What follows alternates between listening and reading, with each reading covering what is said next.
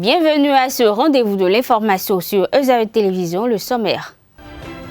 La liste des députés de la 8e législature du Bénin est déjà connue. Ils devront siéger à l'Assemblée nationale dès le 16 mai prochain. Dans un instant, Dorcas Gomongba, journaliste, nous décrira sur ce plateau le processus d'installation des députés. Les fidèles musulmans du Bénin ont démarré le Ramadan, 9e mois du calendrier musulman, en ce début de semaine. Une période de jeûne et de prière. Plus de précisions avec l'imam Moutawakilou Boukari qui décrit l'aptitude à adopter par un musulman pour un jeûne qui respecte les prescriptions coraniques. La divinité des eaux, Mamiwata, est connue et adorée dans plusieurs pays d'Afrique pour ses bienfaisants. Dans ce journal, le Runongan Tietula Odolo nous en parle.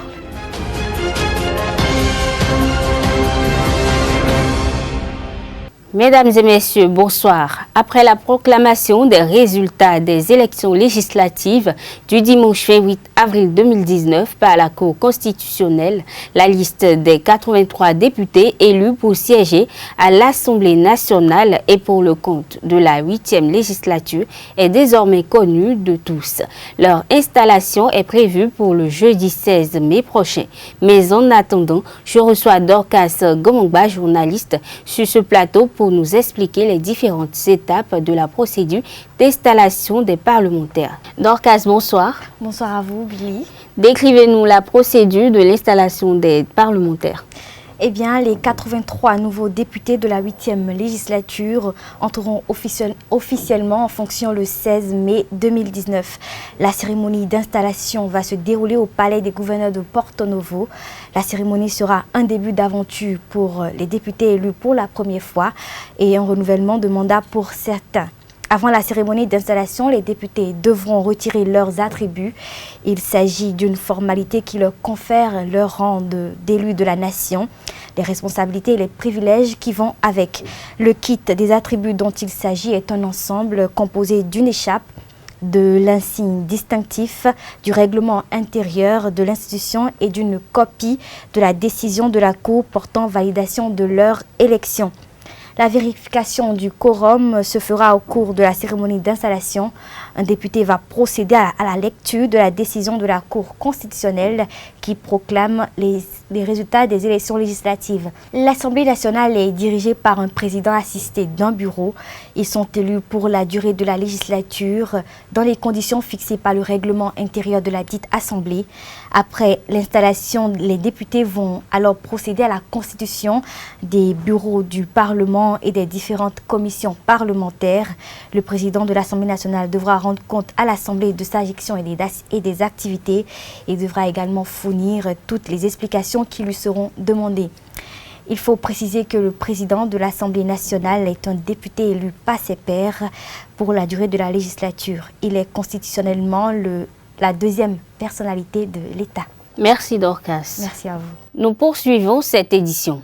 Reçu par Abdelkader Achirou dans l'émission Info Hebdo le vendredi 4 mai 2019, Arimi Choubadé, le journaliste conseiller technique à la communication du président de l'Assemblée nationale, Adrien Mbedi, s'est prononcé sur la situation sociopolitique actuelle du pays. Selon lui, rien n'a marché dans le processus électoral et dans les rues. On l'écoute. Il n'y a pas de raison que on parle du Bénin comme on le fait depuis quelques jours un peu partout dans le monde, où vous voyez des gens qui vous appellent, et vous ne pouvez même pas parler, vous ne pouvez pas répondre au téléphone tellement vous êtes frustré, vous avez... Enfin, moi je ne sais pas si... Vous êtes gêné. Oui, je ne sais pas si on peut trouver des raisons à ça. On ne peut pas trouver des raisons à ce que, à la manière dont les choses se passent, où tous les fondamentaux ont été perdus. Mais s'il y a des morts, vous pouvez me dire que c'est... Nous avons l'habitude d'aller aux élections avec des cercueils. Ainsi, au retour des élections, on vous dit qu'il y a on a brûlé, on a saccagé, on a détruit, on a tiré à balles réelles sur des populations civiles. Vous ne pouvez pas me dire que c'est notre habitude au Bénin. Alors, donc, forcément, rien n'a marché. Rien n'a marché. Si quelque chose, ne serait-ce que quelque chose avait marché, on pourrait peut-être, par rapport à cela, pourrait sauver le reste. Mais apparemment, depuis les préparatifs, depuis la campagne, depuis les décisions qui ont été prises par les différentes institutions impliquées dans les élections, rien n'a marché, rien n'a fonctionné. Vous avez vu l'indifférence avec laquelle on a reçu la proclamation, enfin, la décision de la Cour constitutionnelle sur les résultats. Hein, et la rue qui continue de s'échauffer. Et puis vous avez vu, j'ai que ça a choqué tout le monde, où des policiers, enfin, je ne sais pas, des hommes en armes, en pleine rue, en pleine journée, tiraient à balles réelles sur des civils, des bambins. Hein, qu'ils soient badauds ou pas, c'est parce qu'ils n'ont pas suffisamment trouvé de logement à ces budgets-là qui sont dans la rue, peut-être. Hein, et donc, la solution ne devait pas être de les abattre comme des chiens. De toute façon, je ne sais pas si, comme l'a dit mon ami Perzo, s'il y a quelqu'un dans ce pays qui se sent à l'aise, bon, c'est possible. Arimi Choubadé, le conseiller technique à la communication du président de l'Assemblée nationale, Adrien Roubedji, a également fait des suggestions en vue d'améliorer la situation. Suivez. Il faut d'abord, il y a des compatriotes qui sont tombés.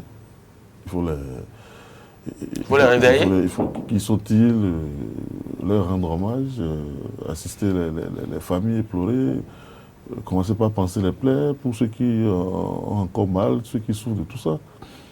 Ah, il faudrait, parce qu'on ne peut pas continuer avec l'impunité chez nous, c'est pas possible.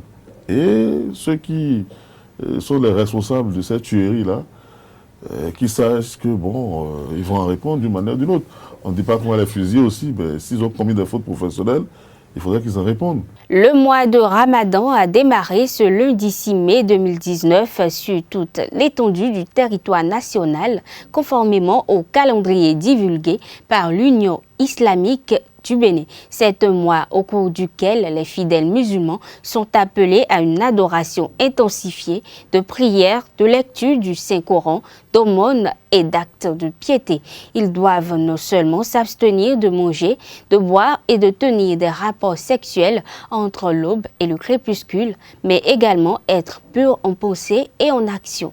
Quelle est l'importance du jeûne du Ramadan pour un fidèle musulman? Élément de réponse avec Moutawakilou Boukari, imam de la mosquée d'Agori Plateau. C'est pas seulement quand on dit jeûne, beaucoup mettent dans leur tête, que ce soit musulman ou non musulman, c'est l'abstention ou s'abstenir de manger ou de boire. Non, c'est pas ça. Il faut que ce mois soit un mois, l'importance, l'amour du prochain. C'est ça, le pardon, la réconciliation. C'est pourquoi tout un musulman, avant de débuter le ramadan, il demande pardon à tout ce qu'il a offensé, pour que le pardon de Dieu lui prévienne ou lui arrive très vite. Il faut jeûner pour adorer Dieu, pour prier pour toi-même, pour ta famille, pour tes enfants, pour tes amis, pour ton pays, pour son chef, pour le gouvernement, pour tout ce qui compose notre État, tous les politiciens, opposants ou mouvants, priez pour eux, pour que la paix règne. Et surtout, n'oubliez pas de prier pour nos morts, pour nos malades. C'est très important. Tout ça là rentre dans l'adoration. Et dans la journée, au moins, il faut chaque fois penser à Dieu. Donc tout ça là doit venir s'il a la crainte de Dieu. Quand tu n'as pas la crainte de Dieu, tu ne peux pas observer le jeûne correctement. La crainte de Dieu. Tout ce qui se passe là, d'abord, c'est la crainte de Dieu.